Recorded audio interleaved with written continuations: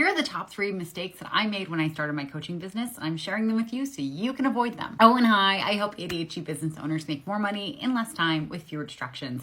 I'm Katie McManus, business strategist and money mindset coach. Mistake number 1, I made my website all about me.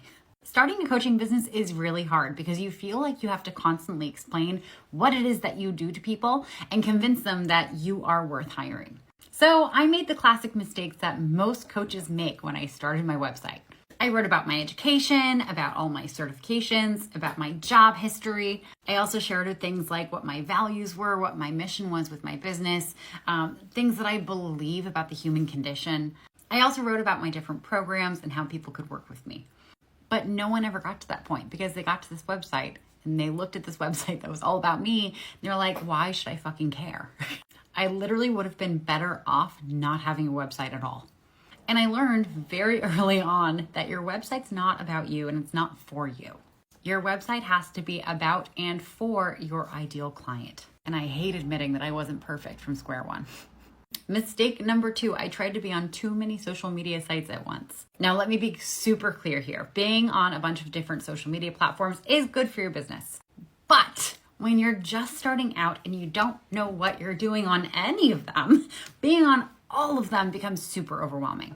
And because you're trying to be on all of them and do it well, you're probably not going to do any of it well because you don't know what you're doing on any of them. Does that make sense? So anyway, when I started, I tried to be on absolutely everything and I didn't get any clients from it.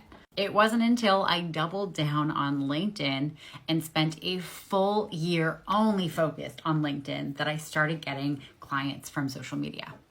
And I know it's super tempting to look at these other influencers, Gary Vee, all the big coaches and think, oh my God, well, they're showing up everywhere. If they can do it and they're doing it and they're that successful, I should be doing it too. But you forget that they have a whole media team behind them. They have a guy who's following them around with a camera and capturing whenever they say smart things to people. Also, they're in environments where people are walking up to them, asking them questions, so they have opportunities to say smart things to them.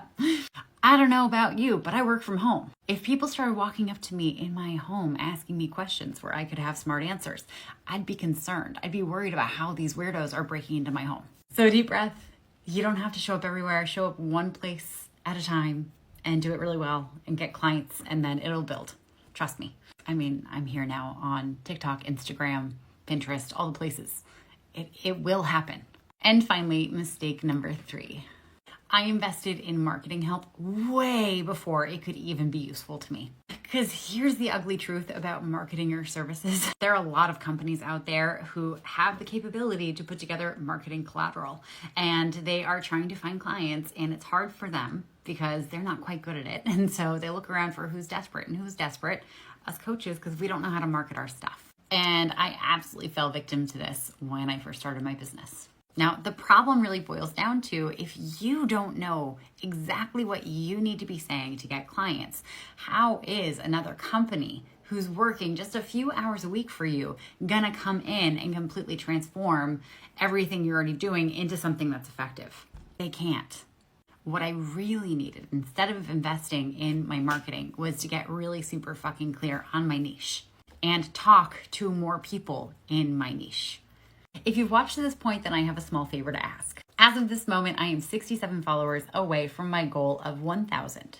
What's so special about 1,000? Well, let me tell you on TikTok, when you reach 1,000, you are allowed to go live. You also get a link in your bio. And there are a couple different lives that I'm so excited to bring to you. But if you've watched this far and you want to see more of my content, please go and follow me. One of the very first lives that I'm going to be doing is I'm going to be doing free website audits for any of my followers. I will give you in-depth feedback on how you can improve your website and your marketing live on this platform. And if you're watching this on another platform, then please will you go to TikTok and follow me at katie.kdhd.